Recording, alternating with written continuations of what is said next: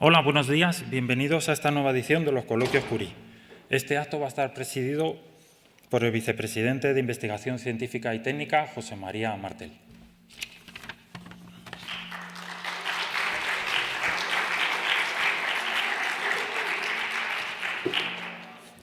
Buenos días, bueno, casi ya buenas tardes, ¿no? Que es prácticamente la hora del mediodía. A todos y a todas y bienvenidos al CSIC, al Consejo Superior de Investigaciones Científicas. Es para mí un placer, como siempre, participar en la apertura de este coloquio que nos presenta hoy nuestra compañera Montse Vila de la Estación Biológica de Doñana. Nos va a hablar de, aunque ahora se va a presentar de forma más concreta, de invasiones biológicas. Yo creo que es un tema fascinante.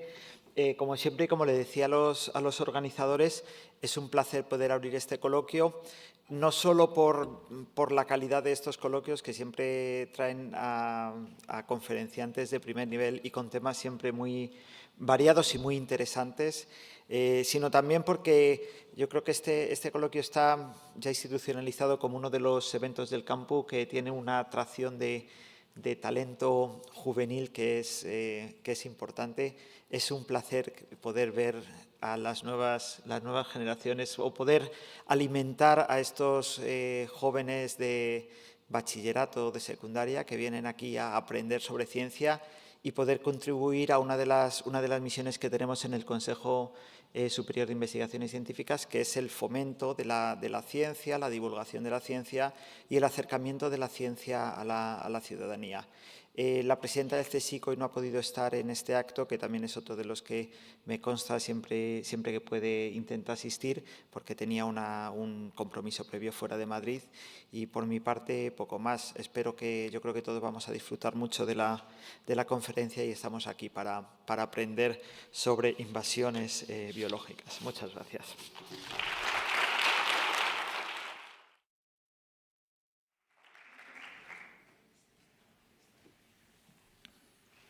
Hola de nuevo, me llamo Javier Renao y formo parte de la comisión organizadora de los Coloquios Curie, que formamos compañeros y compañeras del Instituto de Química Física Blas Cabrera, Física Fundamental, Estructura de la Materia y Óptica del Centro de Física Miguel Antonio Catalán. Y en nombre del comité queremos dar las gracias a todos estos institutos por el apoyo que nos dan, así como a la presidencia del CSIC por toda la ayuda. Queremos también dar las gracias a los asistentes, en especial a los alumnos del Ramiro de Maeztu y del Instituto San Isidro, por interesarse por nuestros coloquios. El CSIC, como institución científica, tiene la necesidad de trasladar los avances científicos que vaya consiguiendo a la sociedad. Y esa es la tarea de estos coloquios, que trae a científicas y científicos de alto nivel para explicar sus investigaciones punteras.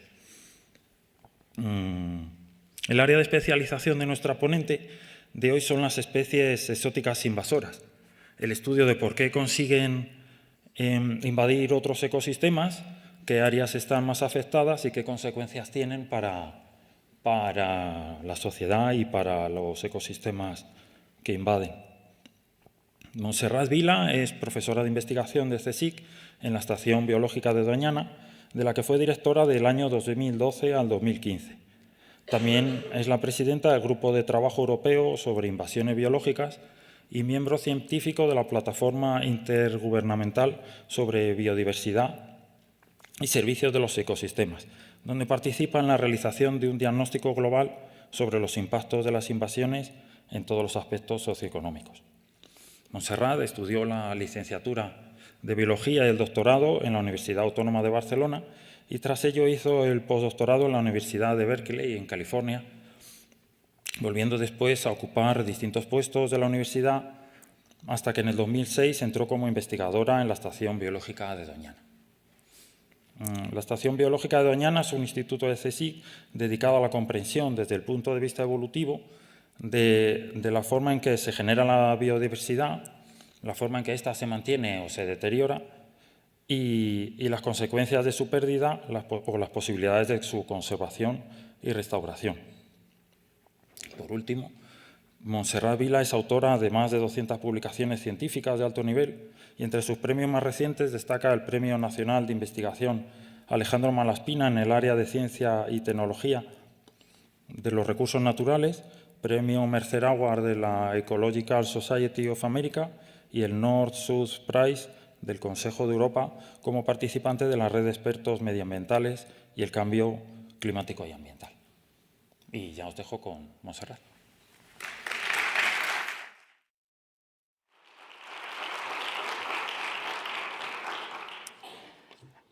Buenos días. Muchas gracias por esta invitación, gracias a la Presidencia por el apoyo y por los institutos del campus por esta iniciativa pues de trasladar la ciencia a un público más general y me encanta pues, que haya tantos estudiantes de bachillerato.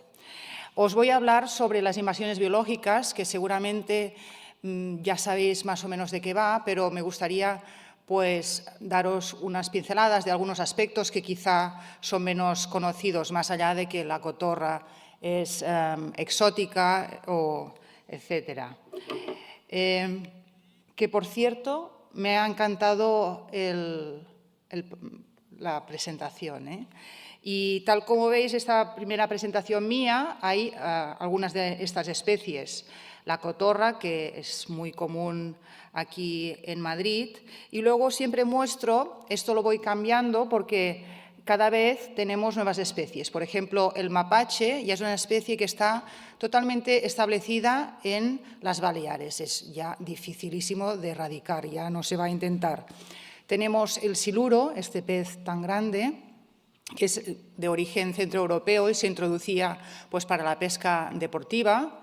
Y recientemente, desde hace muy pocos años, el cangrejo, antes mostraba el cangrejo de Florida, pero ahora ya muestro el cangrejo azul, que hace muy poco pues, se encontró en el río Ebro y ya también lo tenemos en Doñana. O el mosquito tigre, que me acuerdo que cuando vivía en Barcelona, precisamente en Sant Cugat, fue el punto donde empezó a encontrarse. En aquel momento, pues creo que el tema de las invasiones biológicas no era tan conocido y no se intentó erradicar de manera eficaz y ahora pues ya lo tenemos también en Andalucía. Y se ha movido de un sitio a otro, pues seguramente en los medios de transporte. Cuando abres la puerta del coche, entra, sale y ya está. ¿Vale? Entonces, lo que vamos a hablar es del intercambio de especies que está homogeneizando la biota del planeta.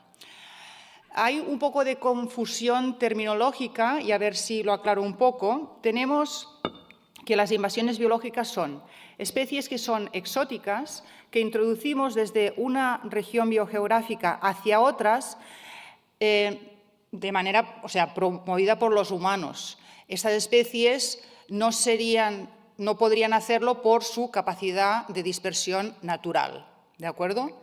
Entonces, son transportadas, son introducidas. Durante este transporte, algunas se pueden morir, algunos propagulos se pueden morir. Decimos que están establecidas o naturalizadas cuando ya pasan al medio natural y forman poblaciones y se integran en la comunidad receptora, ¿no? Y cuando empiezan a preocuparnos son cuando se hacen invasoras, que quiere decir que se expansionan de manera muy rápida en muy poco tiempo y, sobre todo, cuando causan impactos ambientales o socioeconómicos. Y he querido marcar en estas flechas que también van desde la introducción o establecimiento de impacto porque, tal como veremos, algunas de estas especies exóticas, aunque no hayan invadido, pueden también causar impactos, ¿de acuerdo? Hablamos de introducciones directas, por ejemplo, de especies que introducimos por jardinería, especies exóticas que se introducen por jardinería, especies que introducimos para cazarlas, especies que hemos introducido para pesca deportiva, aunque eso está prohibido, pero se hizo durante mucho tiempo, era una moda. Especies que introducimos como mascota, ¿Y qué ocurre? Bueno, se pueden escapar o nosotros mismos los podemos liberar. Durante mucho tiempo en Atocha había un centro de acogida de tortugas porque ¿qué pasaba? Se compraban, eran pequeñitas, muy bonitas, cuando nos cansábamos porque olían mal, las dejábamos en el medio natural. Muchas veces con buena intención, pensando que así estarán mejor, pero lo que puede pasar es que o se mueran o bien pues se establezcan en el medio natural y luego compitan con la fauna autóctona. Esto sería relativamente fácil de controlar, pero es que muchas especies exóticas son introducidas de manera accidental. ¿Cómo? Pues, por ejemplo, con el movimiento de tierras. Pues con el movimiento de tierras podemos llevar semillas de un lugar hacia otro, mezcladas en las ruedas.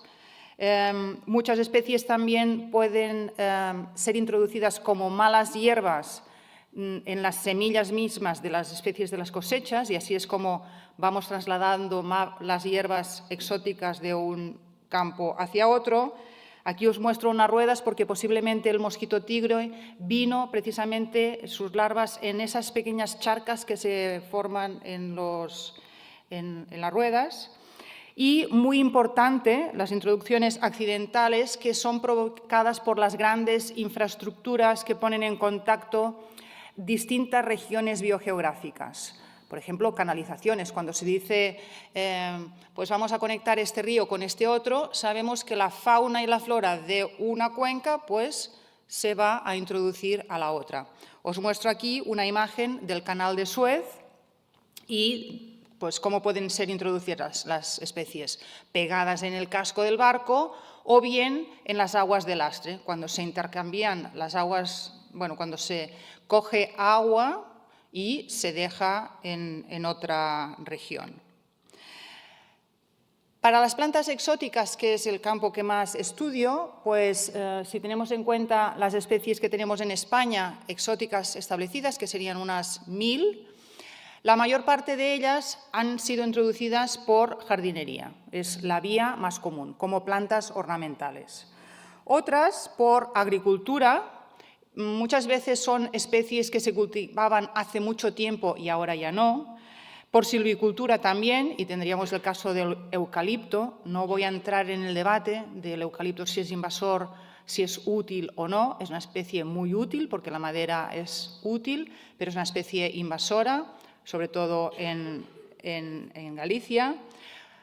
Otras especies serían pues, malas hierbas y muchas, tal como veis, pues, también se han introducido de manera involuntaria, por ejemplo, en material, en el sustrato, en suelo. Hay nuevas vías de entrada y una, por ejemplo, que cada vez será más importante, son las especies que introducimos por jardinería y que llamamos por xerojardinería, aquellas especies que no necesitan mucho cuidado y no necesitan ser regadas. Estas especies cada vez se van a introducir más, pues debido al cambio climático, porque en jardinería se buscan nuevas especies que requieran menos cuidado. Y también se ha hablado de los biocombustibles, plantas que se cultivan muy extensamente, que además tienen un crecimiento muy rápido, que es lo que conviene para tener una gran cantidad de biomasa. Y cuanto más extensión, pues más facilidad hay de que se expandan. Hemos introducido especies de una región a otra desde tiempos inmemoriales. Esto se ha hecho siempre, ¿de acuerdo?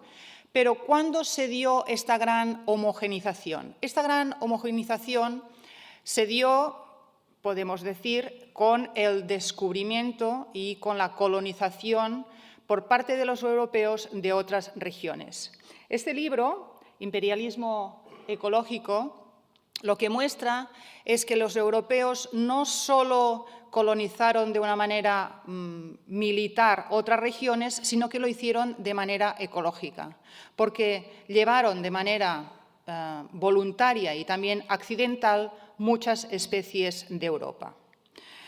Por ejemplo, si comparamos los pastizales que tenemos aquí en España con los pastizales que hay en California, es llamativo, y esto lo hemos hecho nosotros, que la mitad de las especies que hay en California también las tenemos aquí. Bueno, al revés, lo digo al revés. Son especies nativas de la península ibérica y introducidas, algunas de ellas invasoras, en California. Es decir, que hemos homogeneizado esta flora. Algunas son muy comunes, como por ejemplo estas 3 gramíneas que ahora estamos estudiando. Y es más, cuando vas a California, porque hemos ido a recoger semillas para poder comprar poblaciones, son muy fáciles de encontrar. En cambio aquí no son tan fáciles de encontrar. Allí son mucho más abundantes, ¿de acuerdo? ¿Qué impactos ocasionan? Pues disminuyen la biodiversidad de especies, o aumentan el riesgo de incendios, y eso es de una gran preocupación en California. Y si nos fijamos, tal como os he dicho, en la similitud taxonómica,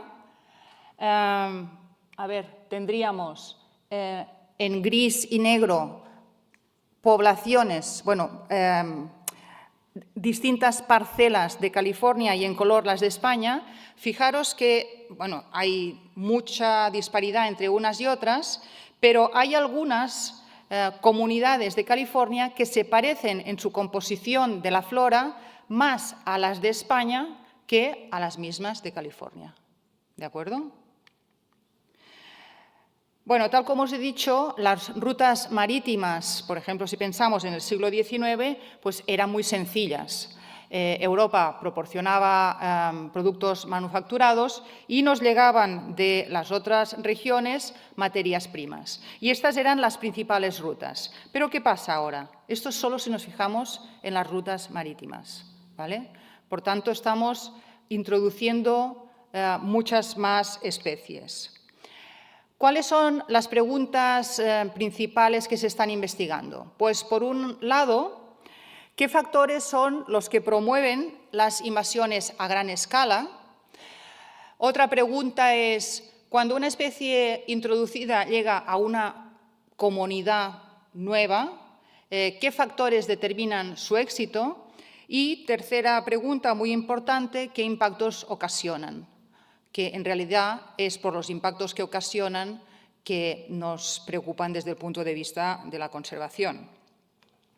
Y tendré que os voy a dar algunos datos sobre el informe IPBES. IPBES, para que nos entendamos, es una plataforma intergubernamental sobre la biodiversidad, lo mismo que sería el IPCC para el clima, ¿de acuerdo?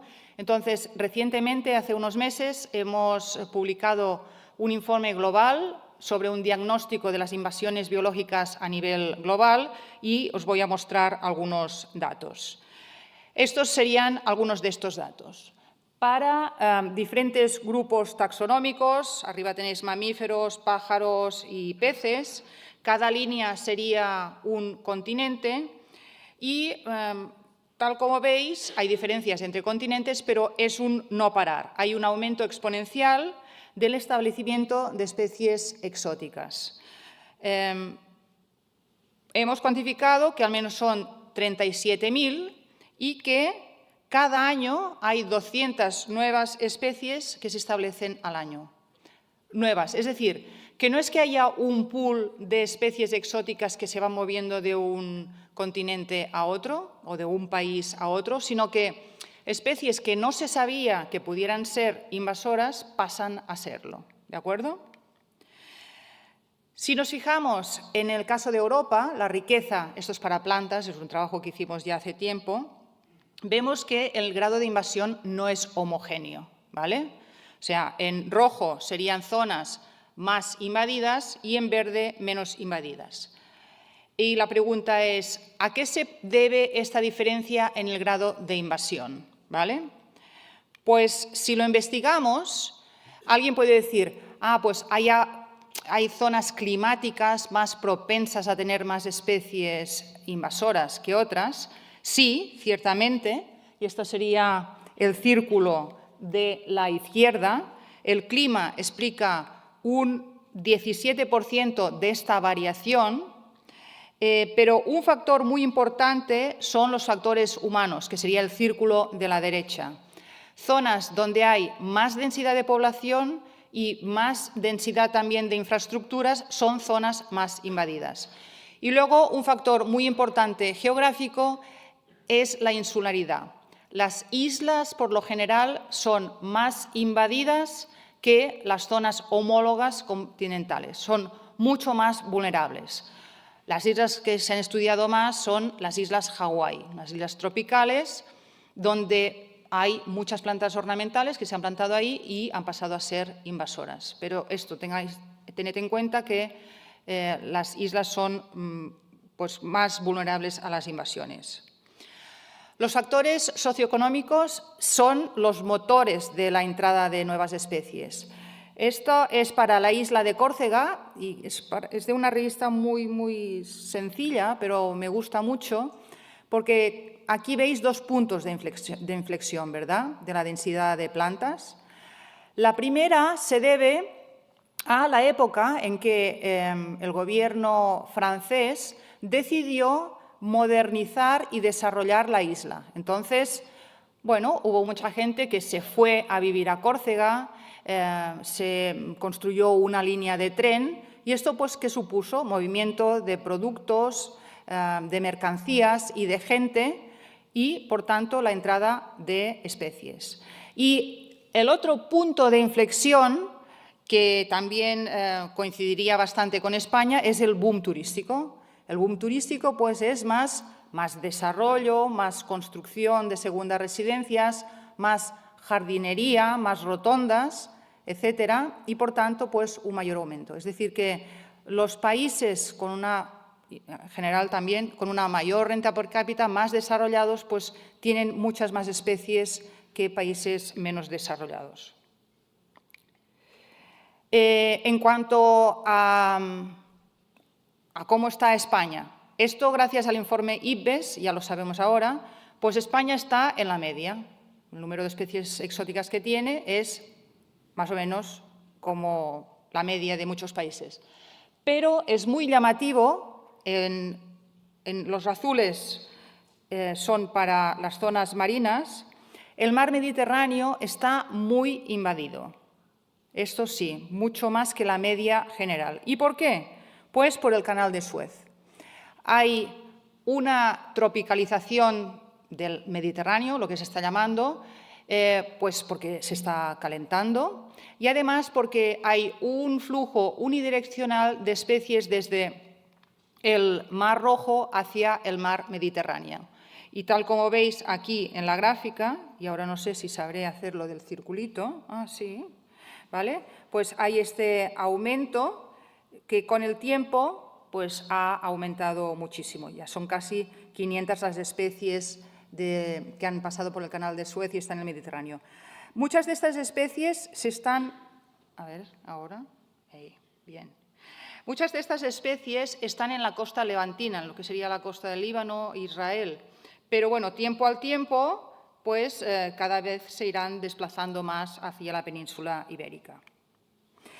Y luego también pensando en nuevas vías de entrada de especies, pensad que con el cambio climático habrá cambios en estas rutas marítimas. Por ejemplo, ya se está hablando de la posibilidad de esta ruta marítima bajo el hielo del Ártico, que ya ha habido barcos metaneros que lo hagan, ¿vale? Y esto acorta mucho más el tiempo, es más económico, pero va a suponer pues, todo un desarrollo de esta zona y, por tanto, un flujo mucho más rápido de barcos desde unos mares hacia otros y, a la larga, pues, más entrada de especies exóticas. Vale.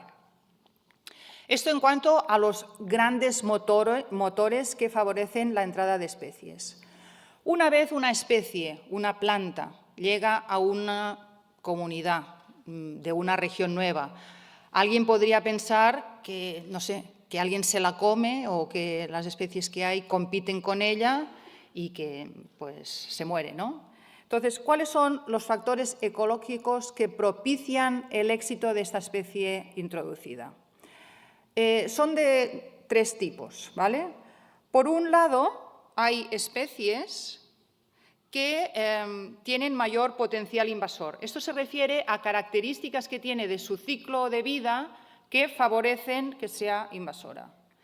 Por otro lado está la invasibilidad. Y la invasibilidad sería todas estas interacciones que establece con la flora y la fauna nativa que la favorecen. Y por otro lado está la presión de propágulos, que se refiere a que cuanto más frecuente y más cantidad de propágulos haya, pues más posibilidad haya de que se establezca. A ver algunos ejemplos. No quiero que os fijéis en todas esas gráficas, ¿vale? Pero cada una de ellas es un rasgo de vida. Por ejemplo, el área específica foliar, ¿vale?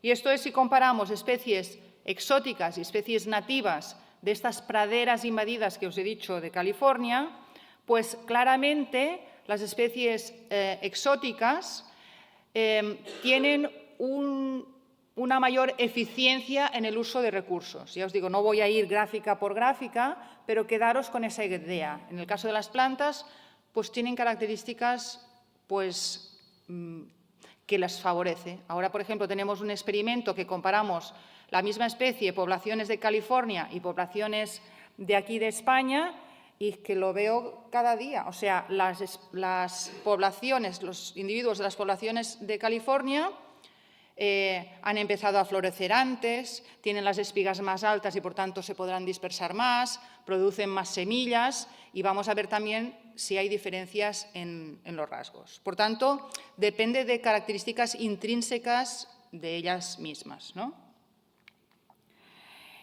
Luego también, a veces, esas especies van a parar en nichos vacíos. No sé si sabéis qué es el concepto del nicho, pero es características ambientales, por así decirlo de manera sencilla, que no son utilizadas por las especies nativas. Y este sería el caso de los árboles, por ejemplo, muchas coníferas, que se han plantado en grandes extensiones en Sudáfrica, en Sudamérica, y no tienen competidores. Entonces, pueden establecerse y pueden utilizar pues, una franja del suelo que no hay otras especies que las utilicen, ¿vale? Tienen esta ventaja. Resistencia biótica. Resistencia biótica se refiere pues, a que una mayor diversidad de especies nativas pues, resiste más el grado de invasión. Es decir, que las comunidades que tienen una mayor diversidad de especies son más resistentes a la invasión. ¿Por qué? Pues porque los nichos ya están bastante ocupados, de manera que si entra una especie nueva, pues hay una mayor competencia y lo tiene más difícil. Luego, otra también muy importante, la pérdida de enemigos naturales. Todas las especies en una comunidad ecológica están controladas unas con otras. Y en especial, pues hay virus, bacterias, herbívoros que controlan a las plantas. Y algunos de estos enemigos naturales son muy específicos.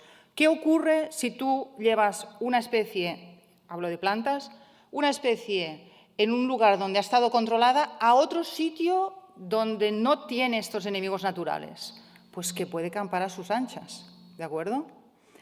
Entonces, esto es un trabajo que, a mí me gustó mucho, donde también comparamos poblaciones de la hierba de San Juan, que es una hierba que la vemos aquí en las cunetas de vez en cuando, pero en Estados Unidos es muy invasora. Es una especie que se introdujo involuntariamente, no se sabe cómo, pero que allí es muy abundante.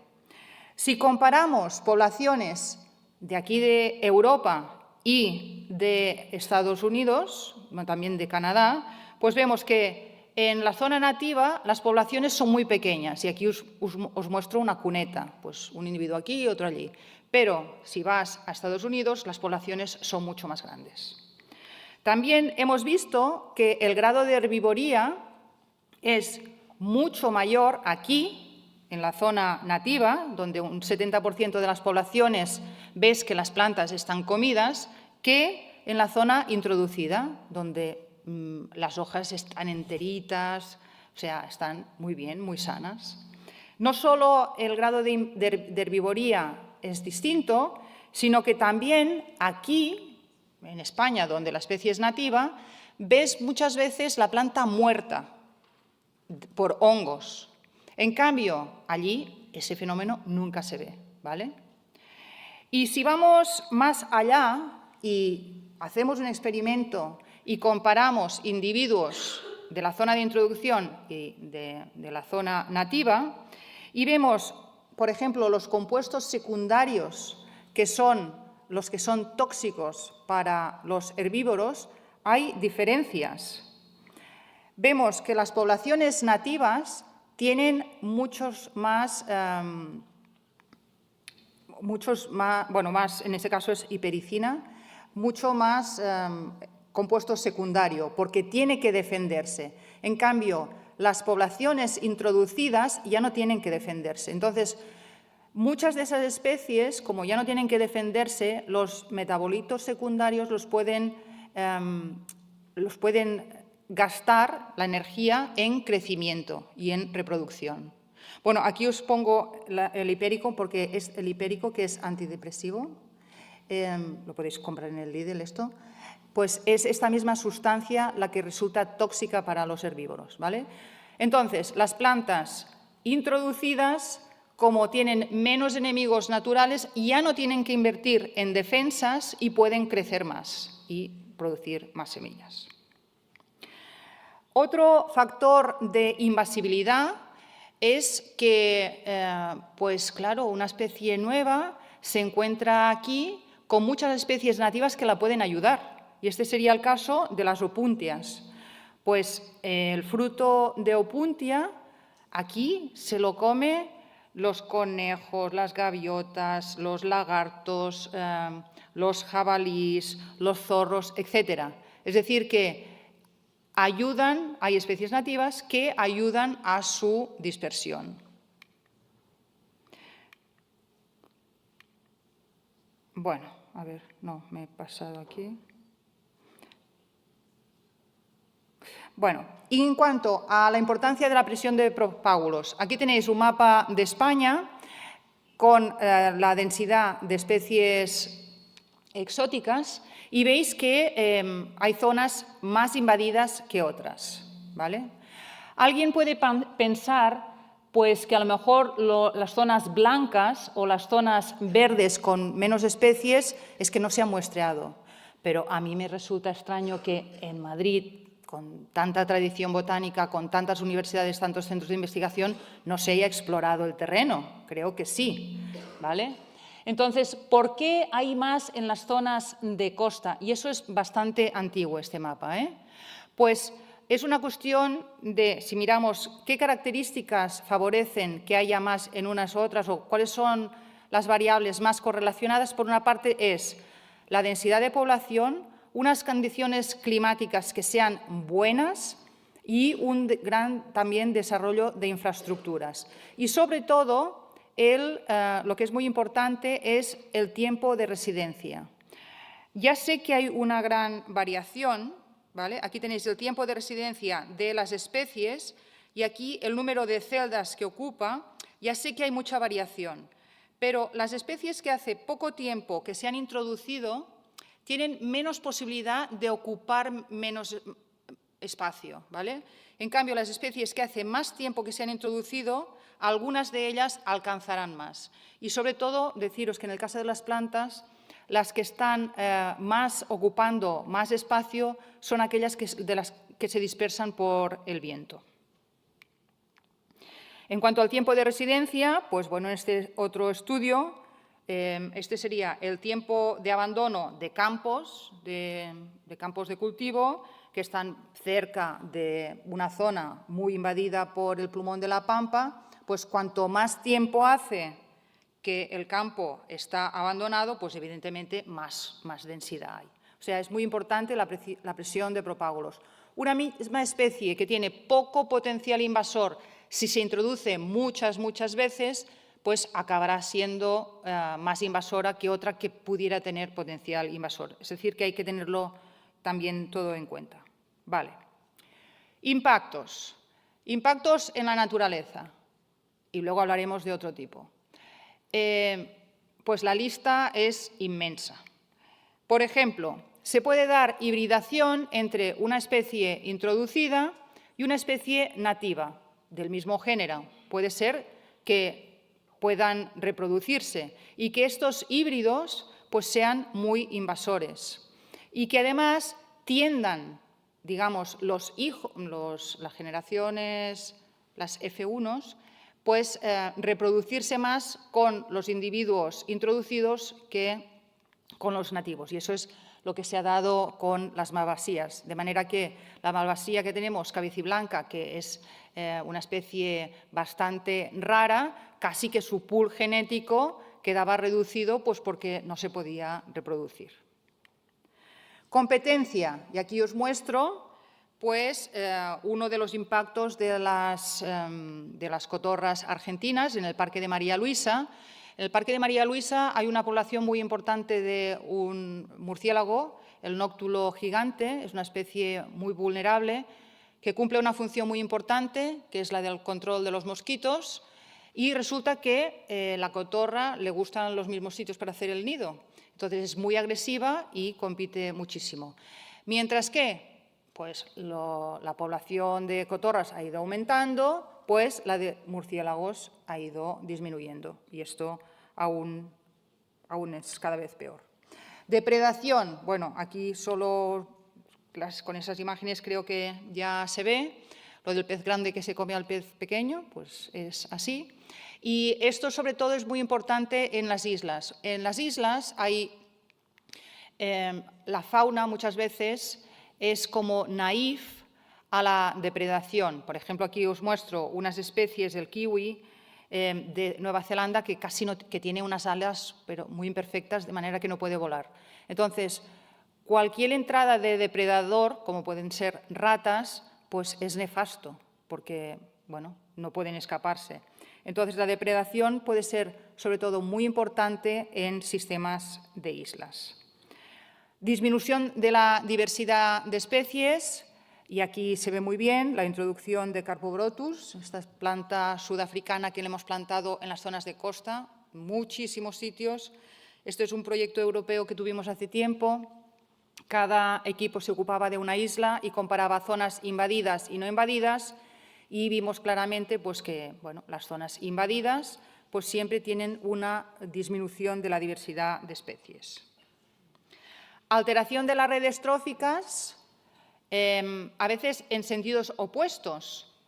En la izquierda os muestro el mejillón cebra, que es un mejillón muy pequeño, es un gran filtrador y lo que hace es que aclara el agua, la hace más limpia, pero eso cambia totalmente las especies que había inicialmente. Y, por otro lado, a la derecha, pues tenéis el cangrejo de Florida, que es omnívoro, que remueve mucho el suelo y cambia pues, también toda la estructura trófica. O sea, impactos que son en sentidos opuestos, pero que causan impactos en toda la biocenosis. Alteración de las redes de polinización. Esto hemos trabajado muchísimo, porque una cosa que me parecía curiosa es que muchas de esas plantas ornamentales tienen flores muy bonitas y flores que atraen a muchos polinizadores. Entonces, la pregunta es, ¿esto afecta a las visitas de polinizadores hacia las otras especies? Y aquí os muestro unas redes de polinización, ¿vale?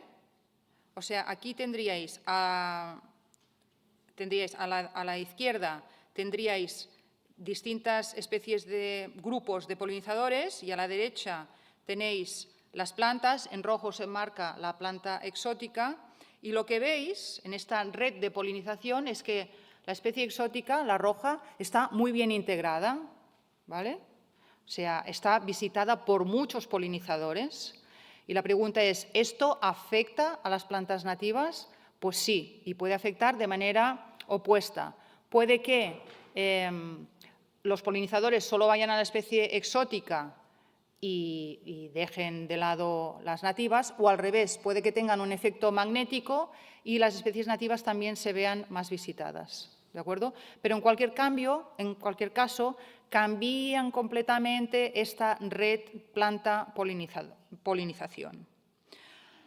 Otros impactos, como por ejemplo, modificaciones en el ciclo de nutrientes, ¿vale? El caso pues, más conocido sería cuando se introducen plantas fijadoras de nitrógeno que aumentan la disponibilidad de nitrógeno en el suelo. Sería el caso de las mimosas y las acacias. O modificaciones de los regímenes de perturbación, por ejemplo, cuando se introducen especies que son muy inflamables, y antes os he mencionado el caso de las especies nativas de la península ibérica que han invadido California, pero otros casos sería la introducción e invasión de pinos y también eucaliptos. Extinciones locales o globales. Pues a nivel local, pues puede que la entrada de una nueva especie exótica ocasione la extinción local en este sitio de una especie, pero incluso también ha habido casos a nivel global. Especies nativas que han desaparecido de la faz de la Tierra debido a la entrada de especies exóticas, sobre todo en islas. Y también tener en cuenta que las invasiones biológicas no están solas y que si se suman las invasiones biológicas, el cambio climático, la alteración de los usos de suelo, pues todos esos componentes de cambio global favorecen la extinción de muchas especies. Es decir, que gracias a este informe IPBES sabemos que un 60% de las extinciones globales han sido causadas total o de manera parcial por las invasiones. Ya os digo que sobre todo ha sido en islas y cuanto más pequeñas, más casos hay.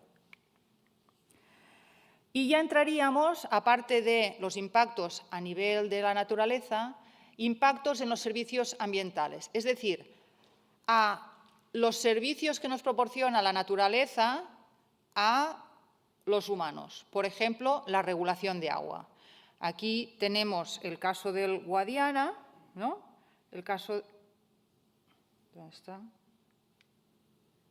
En el caso del Guadiana, la invasión del jacinto de agua, pues que, claro, ¿qué pasa? Esto forma como una manta encima del agua, no le deja penetrar luz y entonces, bueno, se producen unos procesos que cambian totalmente la biología del agua. Aquí quizá no es tan importante, pero es que si esto ocurre en un sistema donde la población depende totalmente de estas zonas para la pesca y para el transporte y para su subsistencia, pues esto es nefasto. Y esto pues, ha ocurrido en África, en muchos países.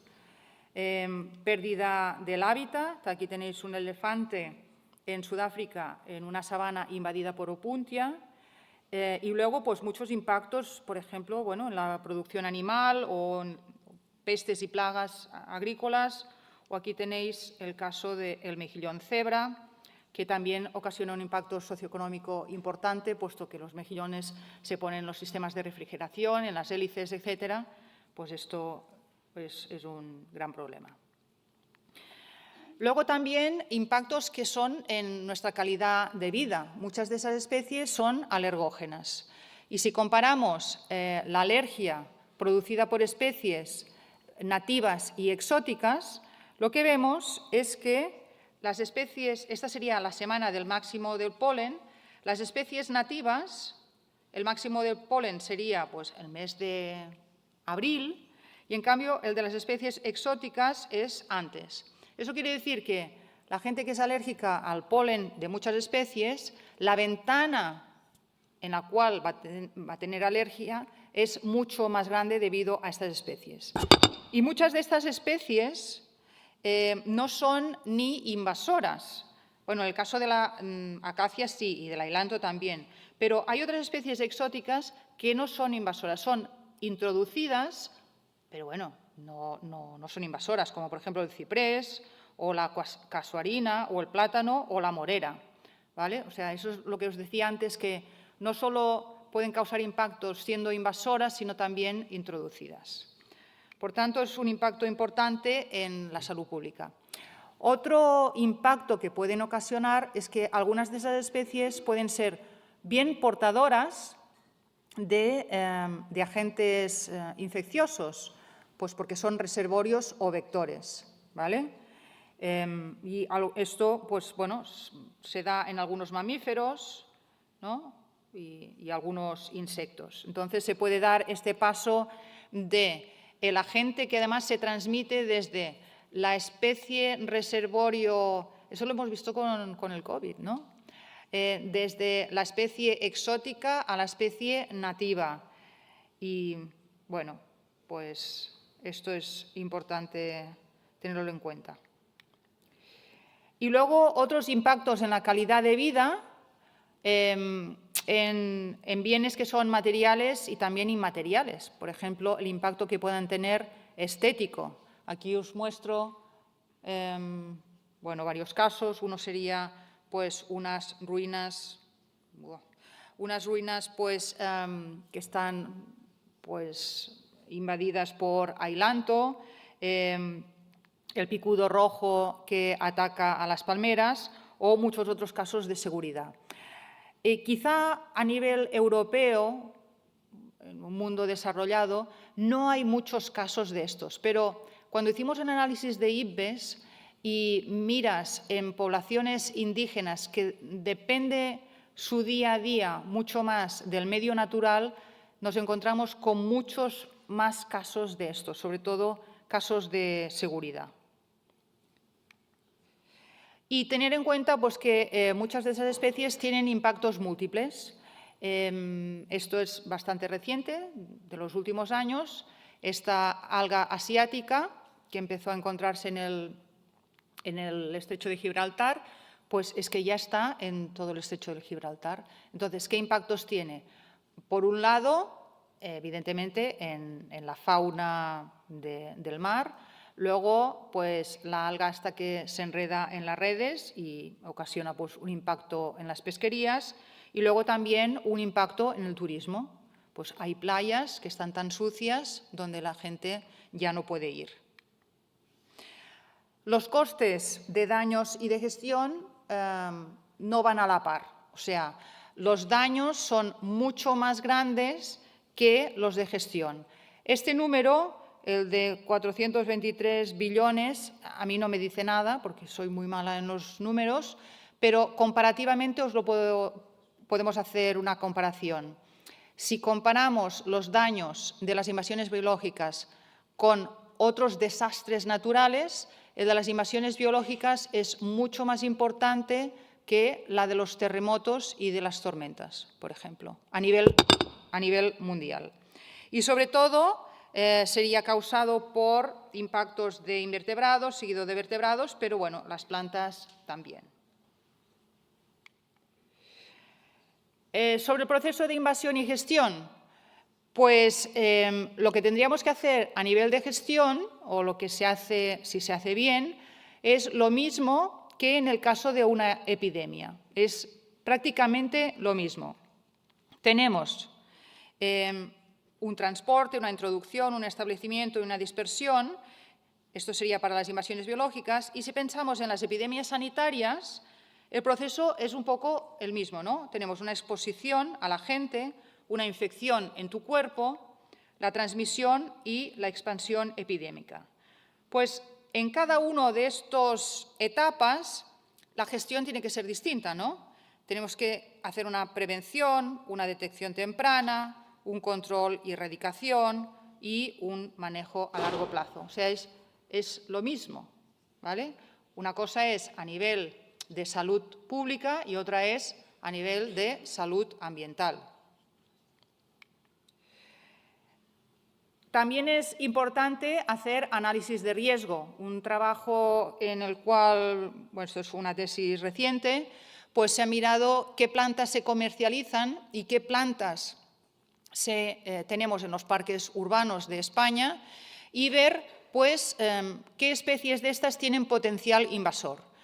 Y esto nos hemos fijado pues, en especies que ya sean invasoras en otro lugar, especies que puedan causar un impacto y que el clima sea propicio, porque claro, en un parque se riegan, están ahí muy bien, ¿no? Entonces, hemos hecho lo que se llama un análisis de escaneo, que es, pues, clasificar esas especies en varias listas, cuáles serían prioritarias. Es que, además, nos hemos encontrado que hay plantas que se plantan y se venden y está prohibido, porque tenemos una regulación española y una europea. No tendrían que estar, ¿no? O sea, estas ya tendrían que quitarse.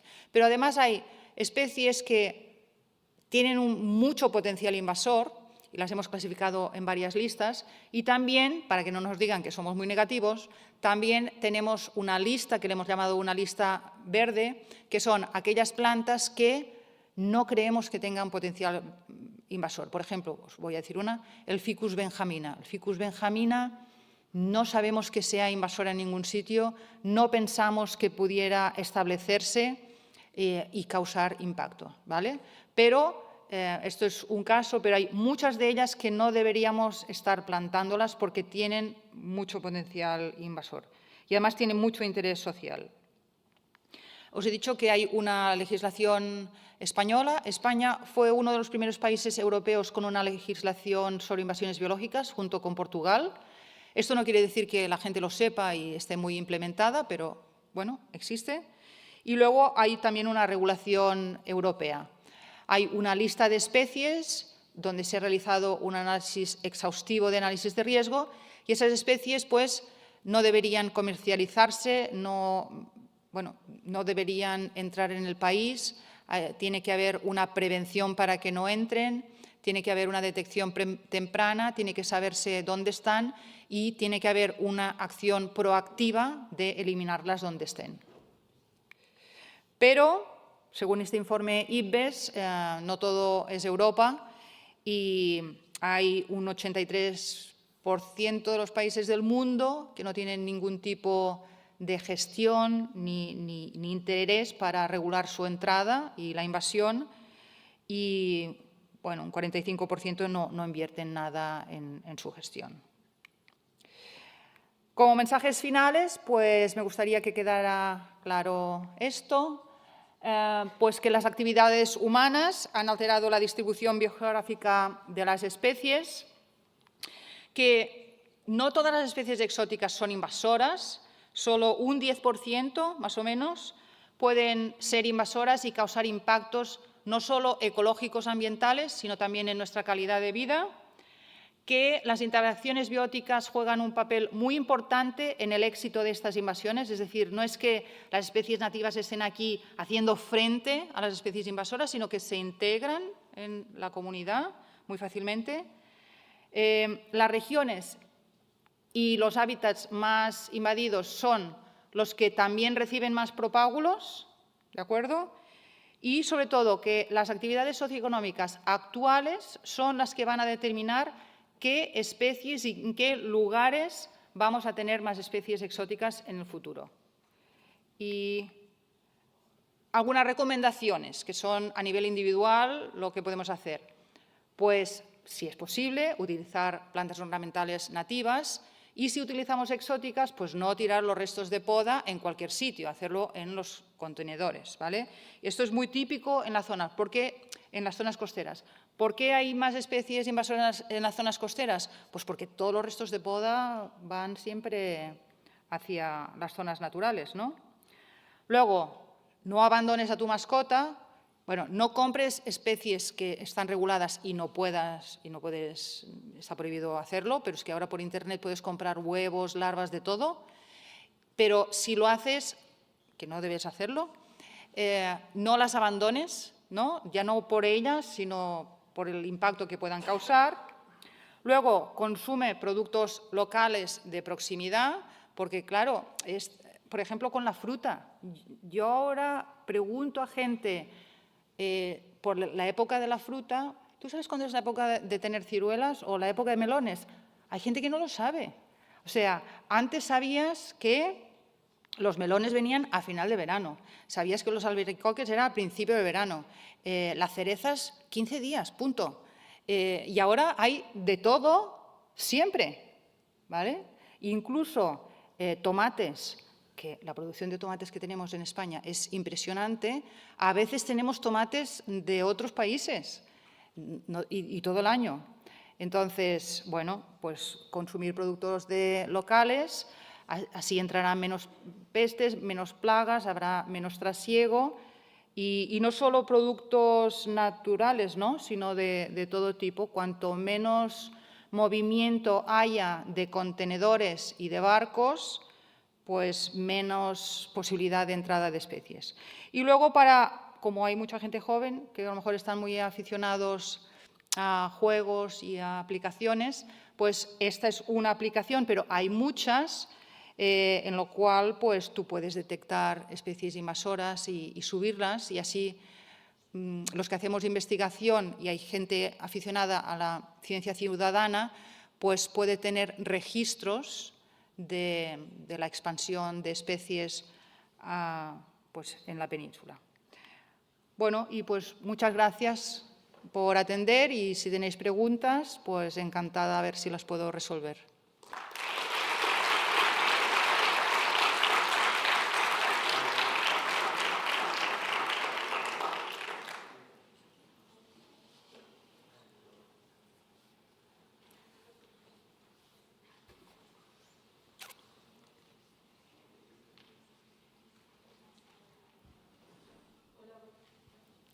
Hola. Hola. Bueno, has comentado sobre el experimento que habéis hecho en California con los pastos y todo y, vamos, yo tenía una pregunta de si alguna vez lo habías hecho con animales y no con plantas, porque supongo que la manera de estudio sería diferente y, tipo, ¿en qué manera, vamos, de qué manera pues aumentaría la dificultad o se tendrían que cambiar los medios de investigación? Sí, yo soy más ecóloga de plantas y el tema de las invasiones biológicas está más desarrollado por plantas porque son más fáciles de manipular. Claro, si lo haces con animales, y no conozco que se haya hecho con mamíferos, por ejemplo, ni con vertebrados, pero sí con insectos, tienes que cambiar la metodología totalmente. Si hicieras algo, por ejemplo, con especies acuáticas, pues lo harías con mesocosmos, con, digamos, bañeras, donde en vez de utilizar tiestos, utilizarías bañeritas, donde en cada bañera pondrías poblaciones de distintos sitios, de distintos lugares. Si lo hicieras con insectos, seguramente lo harías en el laboratorio, en terrarios. Sí.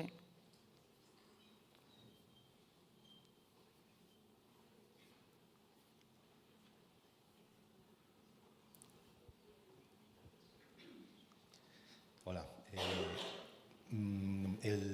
El hecho de llamar invasión está dando una idea negativa de lo que es la incorporación de nuevas especies. En ese sentido, no sé si en lo que estáis estudiando realmente hay algunos casos en los que esos impactos que puedan estar provocando algunas de las especies no sean negativos. No sé si existen o no sé cómo funciona. Sí. Cuando hemos realizado este informe IPBES, uno de los comedidos precisamente era anotar impactos positivos. No sé si la tengo. Bueno, no lo tengo. Ahora no lo tengo aquí. Pero sí hemos también registrado impactos positivos, porque precisamente se nos ha criticado de que, oye, muchas de esas especies pueden tener impactos positivos. Primero, tengo que decir una cosa. No es lo mismo el motivo por el cual se ha introducido una especie, que muchas veces es porque tiene un impacto positivo, como alimento, por ejemplo, ¿no?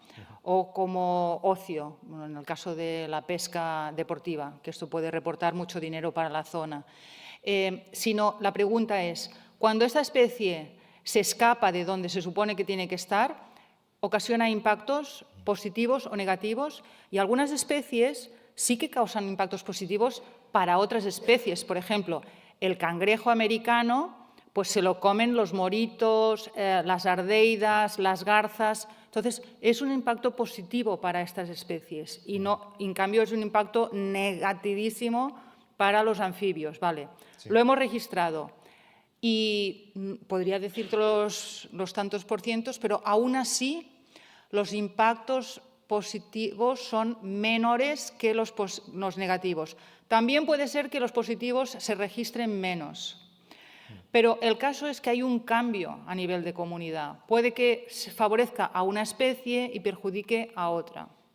Sí, sí, por eso precisamente Sí. lo decía, porque al final Sí. el ecosistema es muy dinámico. Entonces, al final no sé muy bien cuántas cosas valoráis para poder decir, no, pues al final esta especie, pues si pudiéramos la erradicaríamos, sería bueno erradicarla y esta otra, en cambio, no. Es que lo que se ve es que depende mucho de qué aspecto estés analizando. A escala macroscópica, puedes decir, o entre sectores, puedes decir, esta especie económicamente es muy importante, pero para el medio ambiente es poco importante. ¿Vale? Incluso dentro del medio ambiente o dentro de la ecología, puede que sea muy favorable para una especie nativa, pero no lo sea para otra especie nativa y que cause un cambio en la estructura trófica. ¿Vale? De la misma manera que a nivel de ecosistema, para procesos de ecosistema, ¿qué es positivo y negativo? Tener más nitrógeno en el suelo es positivo, en un sitio donde no es normalmente favorable.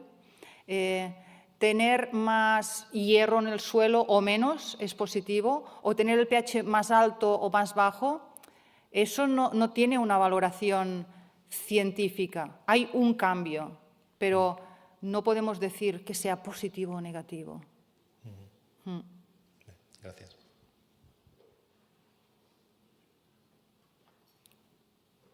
Hola. En la primera mitad de la charla tenías varias gráficas y mapas donde enseñabas pues, el ritmo de invasión, el porcentaje de invasión de los distintos continentes. Me ha llamado mucho la atención que África, que yo consideraría que es uno de los continentes más colonizados, parece tener el menor ritmo de especies invasoras. No sé si tenías algún comentario o explicación, ¿cómo puede ser esto? Bueno, uno puede ser que las fuentes de conocimiento está menos estudiado, ¿de acuerdo?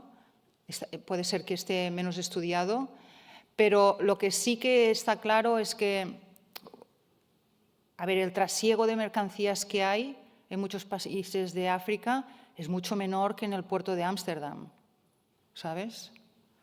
O sea, lo que he mostrado ha sido también dos mapas. Uno de lo que ocurría en el siglo XIX, ¿vale? Donde hubo un gran trasiego unidireccional, pero es que ahora ya es todo con todo. Y tenemos estudios para distintos países y se ve, donde más desarrollo hay, más especies hay invasoras. Eso no quiere decir que en los países menos desarrollados no haya especies concretas que sean muy problemáticas, sobre todo en los sistemas agrícolas.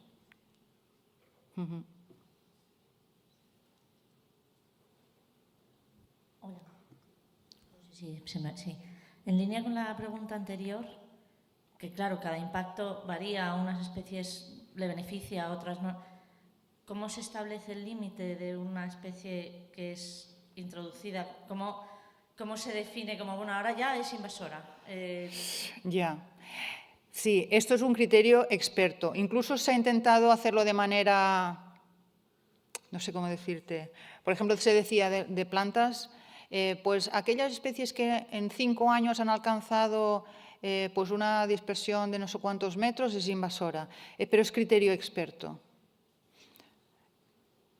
No puedo decirte más. Invasora, según la Convención de la Diversidad Biológica, es aquella especie exótica que causa un daño ambiental o a la sociedad. Sí.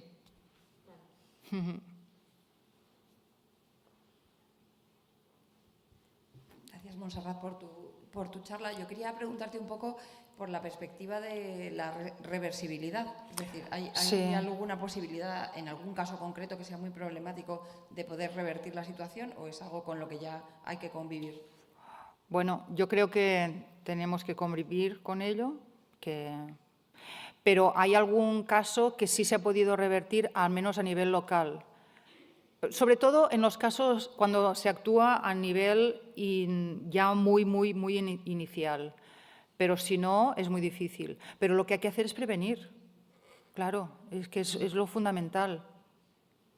Y algunas especies, incluso que están ahora legisladas, no se podrán erradicar, no, imposible. Pero evitar que invadan nuevas áreas no invadidas, eso sí se puede hacer. En relación a eso que acabas de comentar, ¿qué opinas de revertir una plaga introduciendo? Sí.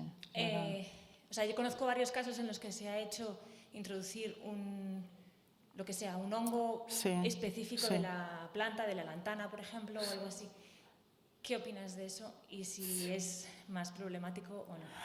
Bueno, no he hablado de esto. En cuanto a gestión, un tipo de gestión es el control biológico, que se trata de, precisamente, introducir un enemigo natural de su área de origen que sea muy específico de esta especie y que, por tanto, lo controlará. Vale.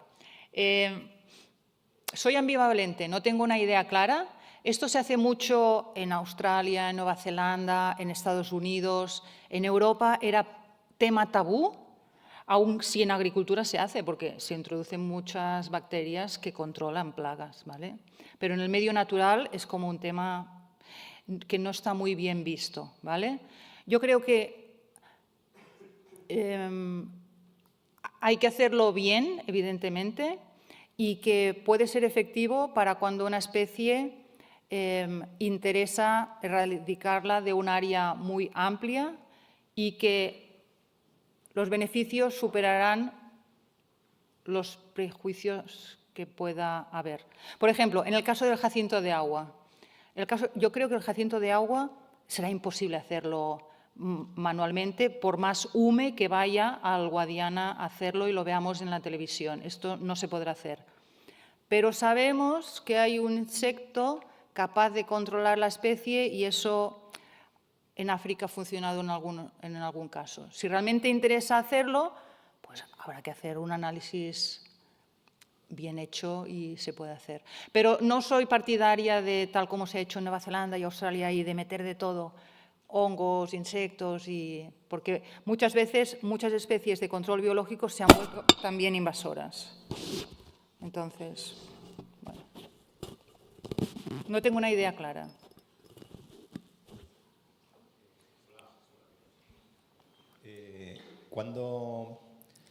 ¿Durante cuánto tiempo consideramos una especie invasora? ¿O cuándo la perdonamos? De alguna forma ya pensamos que es naturalizada y que pertenece al ambiente. ¿Cuánto ha podido modificar o qué se espera? ¿Que hay como una especie de, como diría, una zona exponencial de daños y luego se llega a una meseta en la que ya se ha incorporado totalmente y se considera que ya no es invasora, o cómo funciona? Bueno, es al revés. El establecimiento y naturalización vienen antes de la invasión, ¿vale? ¿Cuándo la perdonaremos? Eso es un criterio totalmente subjetivo, pero siempre será exótica y siempre será invasora. Yo siempre pongo el ejemplo, yo soy catalana y vivo en Andalucía, y en Andalucía estoy muy bien, pero yo siempre seré exótica, ¿sabes? Allí, y invasora, no lo sé. Bueno, lo invasor se puede perdonar, yo creo que no se llega. No, quiero decir, siempre que se sepa que su zona de origen natural era otra, pues siempre será exótica. Decir también que no todas las especies exóticas terminan invasoras, ¿eh? Ya. Hay muchas especies que llevan mucho tiempo y jamás han salido de la plantación. Por ejemplo, especies ornamentales que requieren una polinización muy específica, eso que normalmente no se da en la naturaleza porque hay mucho generalismo, esas especies normalmente no se reproducen. La plantas y tienes ahí la planta, pero no se reproducen en el medio natural. Vale, gracias. Sí, Montserrat, quizás un poco relacionado con lo que acabas de... ¿Aquí? ¿Dónde? ¿Aquí? Aquí. Ah, uy, hola. Sí. Quizás un poco relacionado con lo que acabas de decir de tu presencia en Andalucía. O sea, de acuerdo a la definición que le has dado aquí sobre lo que es una especie invasora, quitando la palabra exótica, o quizás no, ¿nos podemos considerar una especie exótica, Homo sapiens? ¿Exótica No, de qué planeta? Perdón, invasora. Bueno, somos una especie con un gran éxito, que nos hemos expandido por todo el planeta, pero claro, invasora, desde el punto de vista ecológico, no sabría decirlo, porque claro, para nosotros invasor es que es exótico de una región y ha ido a otra. Lo que hemos hecho nosotros ha sido colonizar, ¿no? De la misma manera que ahora también, bueno, claro, hay muchas especies nativas que también se están expandiendo. Entonces, sé que se utiliza a veces la palabra invasora, pero no es correcto. Tendría que decirse que hay especies nativas que debido al cambio climático reducen su área de distribución y otras que expanden su área de distribución. Puedes decir especies en expansión, pero no invasoras. Se utiliza mal. Ya. Por ejemplo, hay una correlación en la historia de la humanidad de allí donde ha empezado a colonizar el hombre. Sí. La desaparición de los grandes mamíferos, pues estaba ahí, ¿no? Sí. O sea, eso sería colonizar, no sería invadir. Bueno, es que claro, invadir también se utiliza en términos militares, o sea, es una palabra que se utiliza en muchos campos. Se utiliza en medicina, ¿no? Un tratamiento invasivo, ¿sabes? Pero desde el punto de vista ecológico, a mí no me gusta utilizar invasión para algo que ya está y se expande. Pero bueno, es una cuestión semántica. Sí. O hay gente que es muy invasiva, ¿no? En una conversación. Entonces lo somos. Sí, entonces, sí. Vale, gracias.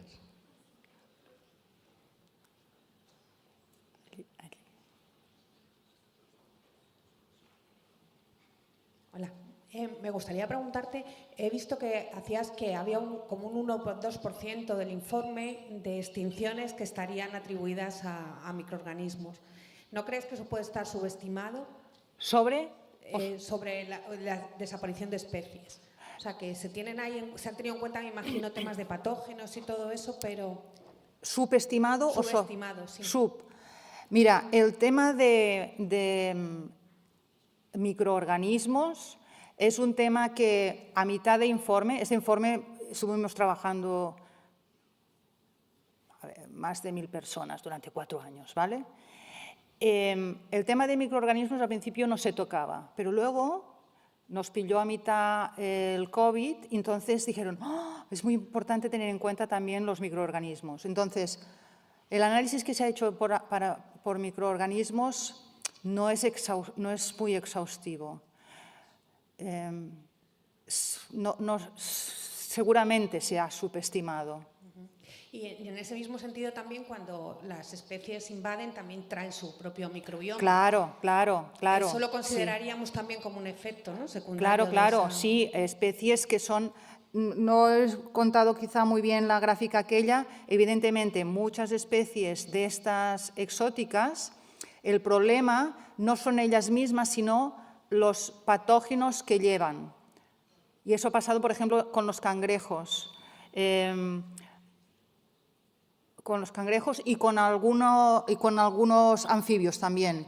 Llevan patógenos a los cuales ellos son resistentes, pero pasan a otras especies de la misma taxonomía que no lo son. Sí, eso se tiene en cuenta. O sea, una vía de entrada sería como a través de vectores o reservorios. De todo esto, de microorganismos, va a haber mucha más investigación en un futuro, porque en ecología en general ahora también hay un boom de ecología microbiana, pues en este campo también la va a haber, sí. Que ya es otro tipo de aproximación, que a mí se me escapa. Efectivamente, espero que se introduzca más este factor cada vez, pues tenemos el caso de los anfibios que acabas de mencionar, en el que ni siquiera sabemos el número de especies extintas por culpa de este fenómeno a través de la quitridiomicosis, ¿no? Sí. Que se sabe por lo menos 95 especies quizás extintas, pero pueden ser cientos, no lo sabemos ni siquiera, y ha sido solo por la introducción de un patógeno a través de introducir anfibios probablemente del comercio de mascotas, ¿no? Bueno, aparte de este comentario quería hacer tengo una curiosidad. Cuando has mostrado la figura del Mediterráneo, ¿no? Diciendo que la cantidad de especies que están entrando es desde el Índico, ¿por qué no es más bidireccional eso? ¿Es una cuestión del cambio climático, el que haya más especies del Índico yendo al Mediterráneo que al revés? ¿O por tráfico, corrientes, barcos? Pues mira, esto es un tema que no se sabe muy bien. Claro, es lo que uno piensa, que es que hay más barcos desde el Mar Rojo hacia el Mediterráneo o al revés. Yo supongo que es que las condiciones del Mar Rojo no son propicias para las especies del Mediterráneo, ¿vale? Y porque es que el Mediterráneo se está tropicalizando cada vez más, o sea, está más salado y el agua es más caliente. Entonces sí es propicia para las especies del Mar Rojo, pero no al revés.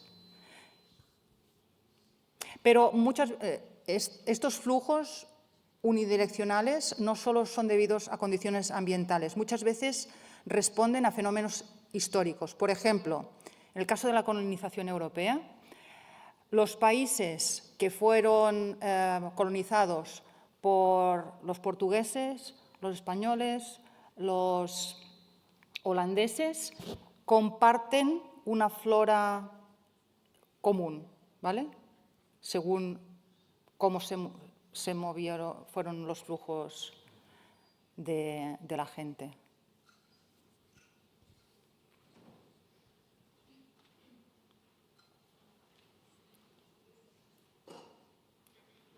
Perdona, y en el Canal de Panamá también hay un flujo unidireccional que ahora no recuerdo cuál es cuál, pero también. Hola, simplemente una pregunta retomando lo de cuando una especie invasora comienza a ser autóctona, ¿no? Tengo entendido que, y también con lo de las invasiones como término del ejército, creo que cuando las invasiones romanas introdujeron las coníferas en bosques donde tenían otras especies más autóctonas como hayas, encinas, y fueron cambiadas. Ahora todas las coníferas pertenecen a la zona de Cataluña o sitios similares y ya digamos que se considera como autóctono de un bosque mediterráneo. ¿En qué momento entonces comienza a ser pasados siglos? Cuando nos acostumbramos a que el entorno lo tenga. Mira, en plantas se llama de neófitos y arqueófitos. Los arqueófitos serían los introducidos antes del descubrimiento de América, ¿vale? Serían algunos de esos casos. Y esos arqueófitos muchas veces no sabes si realmente se introdujeron o no, ¿no? O sea, en algún caso sí está reportado, pero algunos se dice, eso se introdujeron y luego resulta que no, que ya estaban aquí, ¿no? No, o sea que cuando una línea está diluida o borrosa, cuando ya no sabes... Exactamente. Yo, a lo mejor, no sé, dentro de unos siglos, pues lo que se introdujo ahora... Lo que pasa es que ahora hay mucha más información y sabemos que sí se ha introducido. Ahora bien, lo que se haga desde el punto de vista de la gestión, si preocupa o no preocupa, hay investigadores que piensan que no tendríamos que preocuparnos por el tema, porque todo se va integrando, todo va cambiando y por tanto tenemos que vivir con ello. También hay gente que dice que tampoco tenemos que preocuparnos del cambio climático, porque no. Entonces, es verdad, los arqueófitos, no hay, por decirte, no hay ningún arqueófito regulado, ¿vale? Que esté en la lista y digan, no, esta especie que a lo mejor se introdujo en la época de los romanos, hay que controlarla. Pues no. Por ejemplo, una especie exótica es ¿cómo se llaman? Las cucarachas, ¿no? O sea, Bueno, eso sí que... Sí, pero que no están en ninguna lista de especies exóticas. O sea, las controlas porque hay que controlarlas, ¿no? Por los daños que causan, pero están como fuera de lo que son las invasiones biológicas. ¿No? Una última pregunta y cerramos.